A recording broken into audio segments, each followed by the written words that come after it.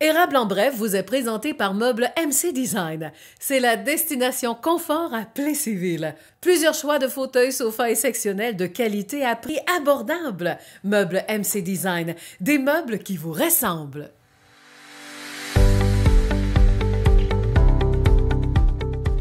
Mesdames, Messieurs, bienvenue à l'émission donc Érable en bref, en ce 16 décembre. Alors aujourd'hui, la TVCE vous propose deux entrevues. On va commencer par Yves Charlebois, qui est journaliste agricole. Le sujet, c'est notre production alimentaire en temps de COVID. Est-elle en bonne santé? Et aussi Isabelle Lamontagne, qui est coordonnatrice de l'harmonie L'Inspiration. Alors, il sera question du spectacle virtuel Le Monde à l'envers, qui sera présenté dès demain, 17 décembre. Et maintenant, voici vos nouvelles, donc en ce 16 décembre.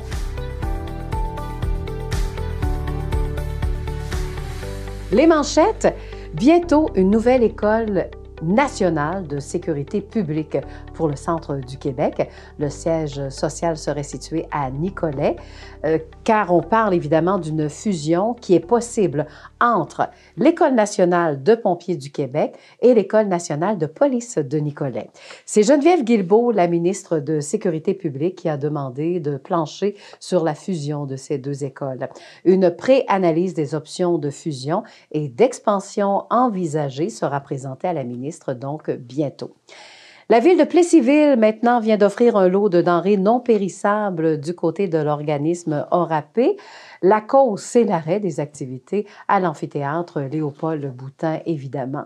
Alors, plutôt que de gaspiller cette nourriture, il était évidemment préférable de faire un don. Alors, Mario Fortin, qui est le maire de Plessisville, mentionne que c'est dans des moments comme ceux que l'on vit présentement que l'on s'aperçoit de cette belle solidarité de la population. Maintenant, la Fondation à notre santé de l'Hôtel-Dieu d'Arthabasca a 40 ans et on vient de lancer sa nouvelle campagne de financement. Guérir n'est pas un jeu d'enfant. C'est un mouvement en soutien à tous les projets en néonatologie, mais aussi en santé pédiatrique du Québec. La Fondation a fait le lancement d'une vidéo assez poignante et croyez-moi, je l'ai écoutée, ça vient vraiment nous chercher, dont Matt Charland est le réalisateur. Et Matt Charland, c'est également le fils du président de la Fondation à notre santé, donc Claude Charland. Alors, cette vidéo retrace le parcours réel de leur famille. Alors, il s'agit du petit Paul qui a vécu de très sévères convulsions dues au virus de l'influenza en 2019. Si guérir n'est pas un jeu d'enfant et qu'en plus une pandémie mondiale s'en mêle, tout cela devient difficile. Alors, les qualités des soins doivent demeurer malgré les défis donc à relever. Alors, Paul, je vous le rappelle, c'est le petit-fils de Claude Charland, le président de la Fondation à notre santé. Alors, Paul, qui est âgé de moins de 2 ans, a été hospitalisé. Mais là, on parle d'hospitalisé d'urgence à la suite d'une grave infection causant des dommages cérébraux. Alors, le petit et ses proches ont traversé des luttes quotidiennes d'un jeune patient pour des soins essentiels pour sa survie, mais aussi une longue réadaptation qui l'attendait. Alors, la vidéo raconte bien sûr ce chemin complexe et très, très, très émotif et la TVCE a décidé de vous présenter cette vidéo. Je vous rappelle qu'il n'y a aucune parole, de la musique, des images poignantes, comme l'a mentionné également le communiqué de presse. Alors, on l'écoute à l'instant.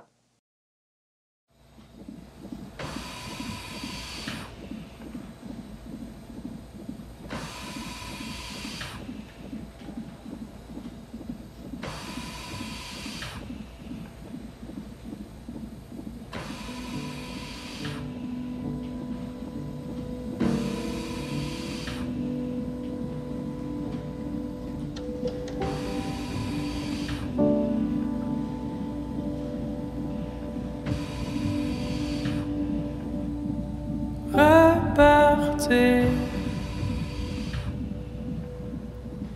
à zéro.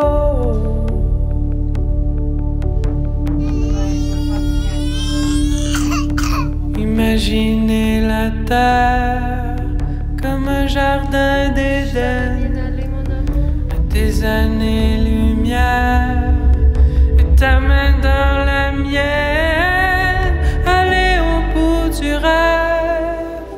ne serait-ce qu'un instant, me faire durer la trêve, voir se lever le vent, repartir à zéro.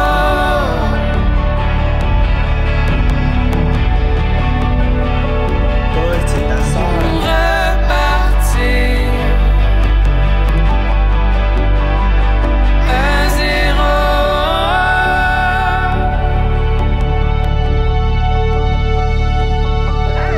S'en aller droit devant vers un nouveau monde, ne plus vivre aux abois quand la menace gronde, quand le moindre building ressemble à un bunker, ne plus courber les chines, avancer sans avoir peur.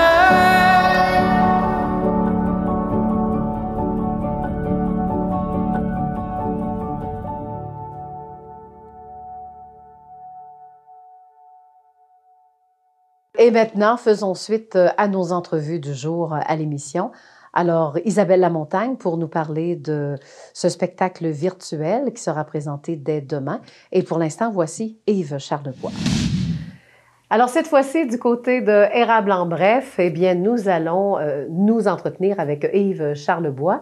Yves Charlebois, c'est le maire de Saint-Ferdinand, mais en même temps, il s'occupe vraiment du côté agricole au sein de notre MRC. En tout cas, on va au-devant des nouvelles et même dans l'au-delà, c'est-à-dire au Québec, peut-être même au Canada, selon les productions dont l'on parle.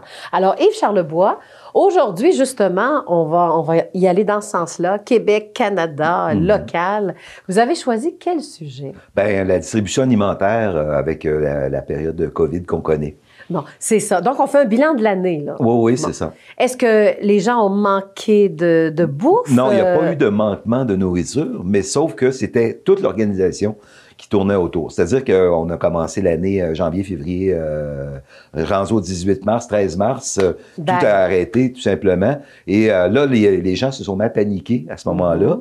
Exemple, papier de toilette. Oui, c'était le papier de toilette, les légumes congelés. Les gens pensaient qu'on était comme en Floride, là, quand il y a quand on se retrouve avec une tornade. Là, on vide des supermarchés, etc. C'est ce qui est arrivé les 2 premières semaines à ce moment-là. Et les épiceries ne savaient plus où donner de la tête pour avoir, des choses à mettre sur les tablettes à ce moment-là. Donc, il y a eu quand même une carence à quelque part. Là. Ben, pas eu comme telle de carence, mais ça donnait des choses absolument incroyables. Au-delà du papier de toilette, on voyait ça dans les épiceries. Les gens sortaient avec 8 douzaines d'œufs, des affaires comme ça. Ça fait qu'il n'y en avait plus de disponibles. Ça a été une affaire hallucinante qui est arrivée, c'est que je me souviens, il y a deux chaînes d'épiceries. Par hasard, c'était déjà prévu qu'il y avait une vente de produits nettoyants. Au début de tout, là, vers le 20 mars. Et là, c'était la folie furieuse. Essayez pas de trouver un produit pour laver des vitres. C'était hors d'usage. Il y avait les lingettes. Ça avait plus de bon sens. Tout le monde achetait des lingettes. Même dans les municipalités, on était obligé de dire aux gens de ne pas jeter vos lingettes dans les toilettes pour pas boucher le service les systèmes de pompage et tout ça. Là. Parce que tout le monde s'est lancé là-dedans. Il a manqué de Purel, il a manqué de tout. C'était vraiment fou. Puis pour ce qui est de la distribution alimentaire, le côté compliqué, c'est que au Canada, on est extrêmement bien organisé avec la gestion de l'offre. C'est-à-dire que on produit du lait en fonction de la semaine qui s'en vient. Il y a du lait partout pour tout le monde, mais tous les produits laitiers, les dérivés, le beurre, le fromage, le yogourt, etc., tout est calculé. On sait par exemple, on sait exactement la quantité de mini-go qu'on va vendre la semaine prochaine, normalement, à cause des lunchs pour enfants, puis les travailleurs, etc. Fait que du jour au lendemain, il n'y a plus d'école. Fait qu'il n'y a plus de minigo. Fait qu'on fait quoi? Quand on se revire de bord, les fabricants, les industriels laitiers se sont mis à fabriquer d'autres produits, etc. En bout de ligne, il se consommait moins de produits laitiers. Donc, les producteurs de lait, eux, ont un quota à remplir. On a diminué leur quota parce qu'il y avait moins de consommation de produits laitiers. C'était la même chose pour les œufs. Mais pour les minigots, ça c'est oui, entre autres ça, parce qu'il y avait moins... Comme il n'y a plus d'école, qu'on consomme moins de minigo, mais tout est calculé quasiment au minigo près pour tout le Québec ou tout le Canada. C'est toujours extrêmement bien organisé, notre affaire. Mais du jour au lendemain, la consommation change. C'est que là, tu fais quoi?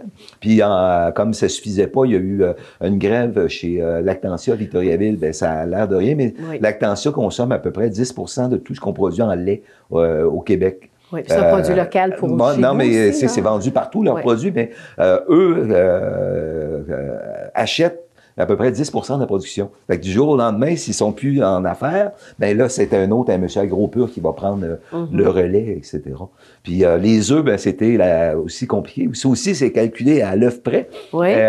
Du jour au lendemain, il n'y a plus de restaurant. Fait qu'on consomme moins d'œufs. Jusqu'à empêcher les poules de pondre. Non, mais pas à ce point-là. Mais il faut continuer parce que les poules sont déjà dans les poulaillers, etc. Fait que, mais c'est la façon de vendre des œufs, mais on en a vendu moins. Ça fait que là, c'est probablement qu'il y a eu beaucoup de transformation avec les œufs de consommation qu'on avait parce qu'on en consommait moins. Vous remarquerez dans les épiceries maintenant, ils vendent plus juste des douzaines, ils vendent ça à coût de 30. Oui, on a remarqué, pourquoi? Parce qu'on ne sait plus quoi faire avec les œufs. Comme il y a moins... Tu sais, les 2 œufs bacon le matin au restaurant, il n'y en a pas de restaurant. Ça fait que on en consomme autrement de ce côté-là. Puis l'autre affaire aussi qui était extrêmement complexe, on disait aux gens du jour au lendemain, écoutez, allez pas à l'épicerie, vous pouvez peut-être avoir un microbe, etc. Fait que faites-vous livrer. Mais une épicerie, que ce soit ici à Plessisville, on voyait rarement des employés à 10 heures le matin faire l'épicerie pour les autres. Tu sais, ça arrive à l'occasion, exceptionnellement, mais là, du jour au lendemain, tout le monde... beaucoup de gens se faisaient faire leur épicerie, téléphonaient à l'épicerie pour dire je vais avoir ça. Ou la commande en ligne où tu arrivais devant le commerce et on ouvre ton coffre d'auto puis on met tes choses dans... Mais ça prend des gens à l'intérieur. Je me souviens à Montréal... Métro, entre autres, il y a un magasin qui distribue pour l'île de Montréal et sur la Rive-Sud, 1 ou 2, gros maximum. Mais quand il n'y a pas 150 personnes à Longueuil qui commandent la nourriture de cette façon-là, mais du jour au lendemain, ça s'est fait. C'est-à-dire que là, Métro ne fournissait plus, rembauche du personnel, réengage du personnel. Il y avait des gens qui faisaient l'épicerie de nuit. Ça te prenait jusqu'à 1 semaine et demie, 2 semaines pour avoir ta commande d'épicerie parce qu'elle n'arrivait pas. Et, ici, localement, on n'a pas eu de problème parce que, je donne un exemple, monsieur, ici, chez IGA, ça fonctionnait très bien, là. Les gens n'attendaient pas 1 semaine, mais à Montréal, de du jour au lendemain, ça allait éclater. Mais chez vous, à Saint-Ferdinand, est-ce qu'il y a eu ce phénomène-là? Non, oui, ben l'épicerie a commencé à faire de la livraison. Ils en ont toujours fait, mais ils étaient capables de fournir à la demande dans l'heure ou dans 2 heures plus tard, quand tu commandais quelque chose par téléphone, tu l'avais à la maison. Tu sais, on était bien organisé, mais c'est pas... On est juste de 2000, un peu plus de 2000 de population. Tu sais. Fait que quand tu arrives dans un quartier comme le plateau Mont-Royal, où il y a 150 000 personnes, c'est une autre histoire. Là. Mais, donc, ça a créé de l'emploi. Oui, c'est évidemment. C'est ça. Et je regardais les chiffres de Métro la semaine dernière, le rapport trimestriel. Il y a eu une augmentation de leur vente en épicerie de 12% dans les 3 derniers mois. Oui. Puis même le taux de chômage, là, en tout cas, j'écoutais certaines municipalités, ça n'a pas bougé, c'est encore en c'est sûr que dans le domaine de la restauration, là, les gens se sont trouvés sans boulot. Là. Les restaurants, présentement, ils survivent à peine en faisant du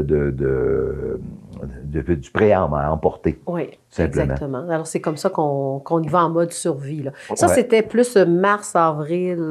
C'est encore comme ça aujourd'hui. On a eu aussi le problème avec le port. Parce que du jour au lendemain, il y a eu des éclosions de COVID chez les employés, entre autres l'IMEL à Yamachiche.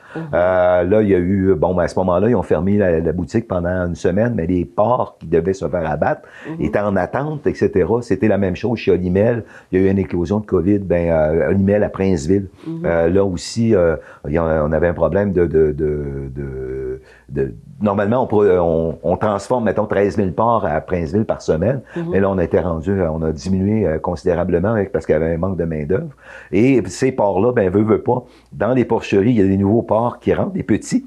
Mais les gros ne sortent pas. Fait que c'était un casse-tête pour les producteurs. Oui, puis même la COVID aussi, les employés qui avaient la COVID. Oui, c'est ça. C'est dans ce sens-là aussi, dans ce milieu-là.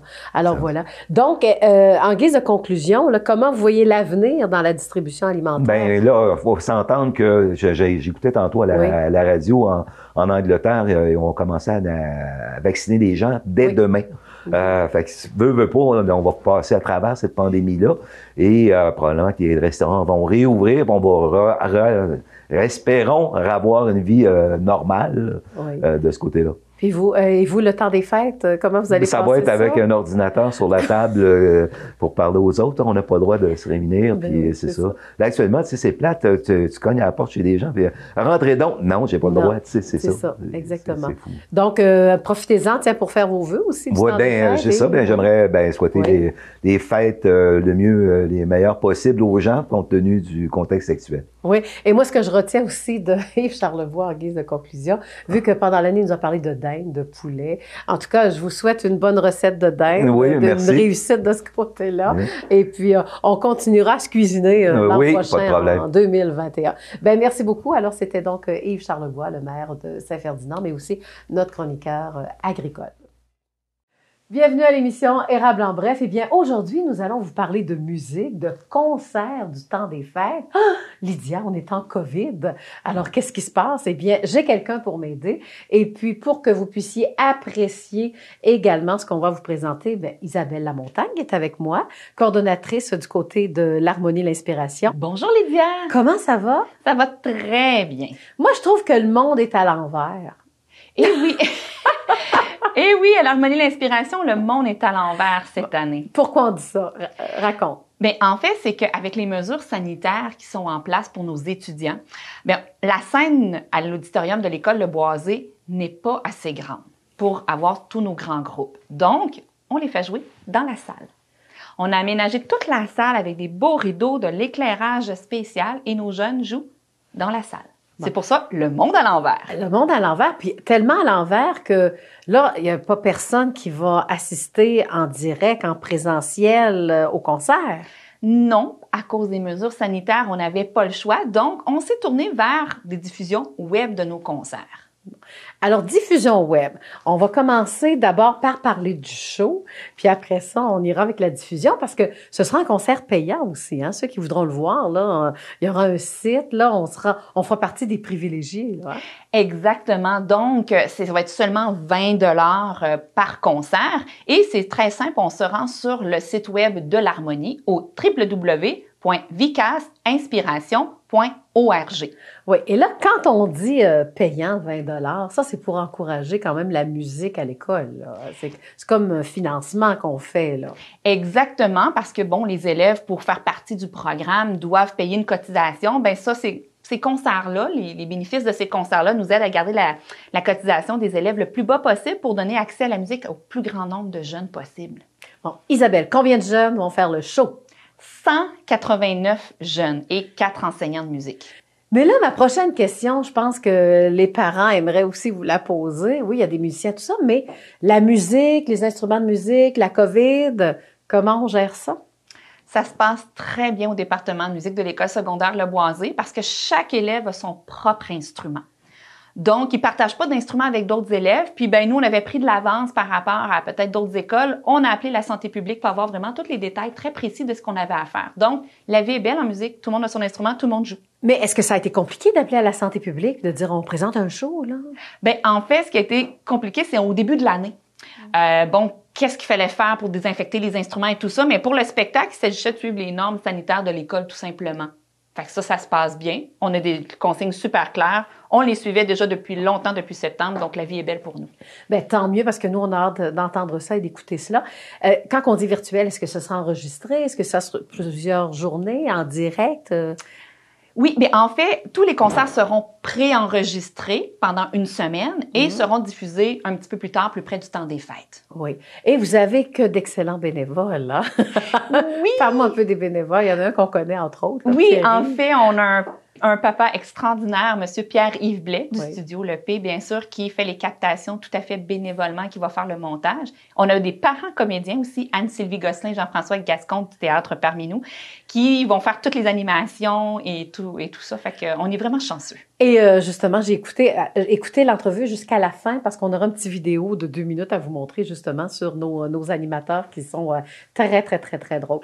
Qu'est-ce qui sera présenté en spectacle? Vas-y, parle-moi de la programmation. En fait, c'est 5 concerts virtuels, 5 secondaires. Donc, à chacun des soirs, il va y avoir, bien sûr, un secondaire différent qui vont jouer en harmonie, c'est-à-dire un grand ensemble, et en big band. Là, c'est plus du jazz. Là. OK. Et des chansons du temps des fêtes?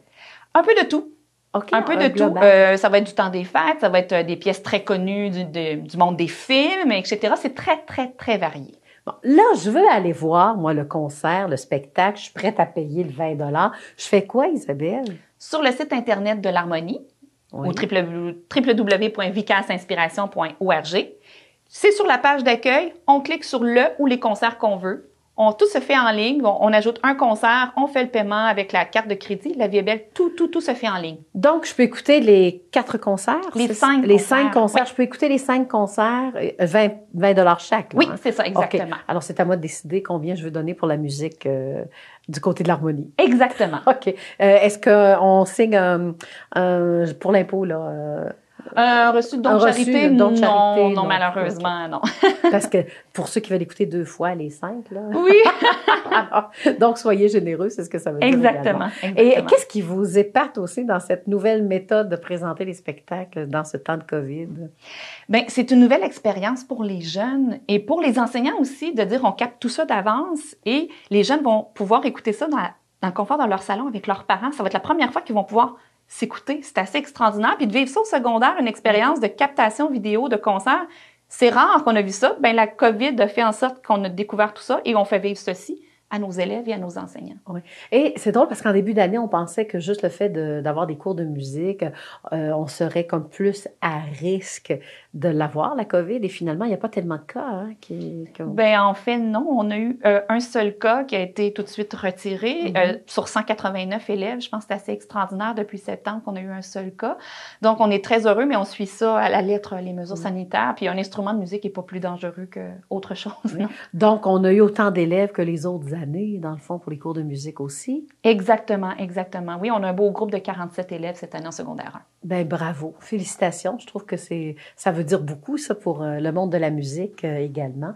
Alors, en plus d'adoucir les mœurs. Maintenant, j'aimerais ça qu'on écoute le côté vidéo. Alors, on va écouter ça pendant 2 minutes. Puis après ça, on revient. Puis on fera les derniers rappels. Excellent.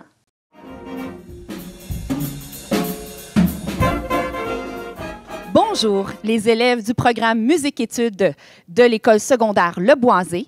Leurs enseignants de musique et l'Harmonie l'Inspiration sont très heureux de vous inviter à leur série de 5 concerts virtuels dans le monde à l'envers.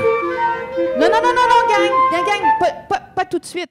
Seulement à partir du 17, 18 et 19 décembre, dès 19h, pour seulement 20 $ et dans le confort de votre salon, vous pourrez entendre tous nos talents de nos jeunes musiciens. Pour vous procurer votre billet, c'est très simple. Vous allez sur le site Internet de l'Harmonie l'Inspiration au www.vicasinspiration.org. Vous cliquez sur le ou les concerts de votre choix et vous suivez les indications. Même le paiement se fait en ligne. Pour toute question et information... Excuse, Isabelle. Oui, on a une petite question, nous autres. Alors, je vous présente notre animatrice et animateur de la soirée. Oui, bonjour, bonsoir. Je vous présente la sublime et nuancée Sylvie Gosselin. Ouh. Et je vous présente l'animateur toujours à temps et sur la note, Jean-François Gascon. Bon, on est proches, hein, vous vous dites... Pourquoi ils sont proches comme ça? C'est parce qu'on habite à la même adresse. Voilà, nous sommes des amoureux. Oui, c'est ça, on est dans une bulle. Oui, oui. Alors, on vous attend avec impatience à compter du 17 décembre. Hein? Exactement, mais pour les vraies questions, les informations, vous contactez l'Harmonie au 758-1084. Soyez des nôtres les 17, 18 et 19 décembre pour y vivre la magie de Noël dans Le Monde à l'envers. Alors, c'est vrai, je suis certaine que les gens ont trouvé nos co-animateurs très drôles et ils ne sont pas en distanciation parce qu'ils l'ont dit très clairement, ils sont amoureux. Alors, voilà. Donc, rappelle-nous les dates. Alors, c'est les 17, 18 et 19 décembre à partir de 19h. Il s'agit d'aller sur le site Internet de l'Harmonie pour tous les autres détails. Et après ça, fais tes vœux des fêtes. Alors, on vous souhaite un joyeux Noël et une bonne et heureuse année 2021 remplie de santé, bonheur et bien sûr de musique. Et en même temps, j'en profite aussi pour toute l'équipe de la TVCE. Alors, c'était notre dernière émission Érable en bref. Par contre, nous allons vous revenir immédiatement après cette période du temps des fêtes, donc à compter du 3 janvier. Alors, de toute l'équipe de la TVCE, joyeuses fêtes également. Ça complète déjà l'émission d'actualité locale et régionale Érable en bref, en espérant que le tout vous a plu. Vous avez des questions ou encore vous aimeriez nous proposer différents sujets, écrivez-nous par courriel tvcérable@commercialoutlook.com. Et quand il est question de revisionner nos émissions, sans problème, nous avons notre site web tvce.org ou encore suivez-nous sur Facebook. Là-dessus, passez une excellente semaine.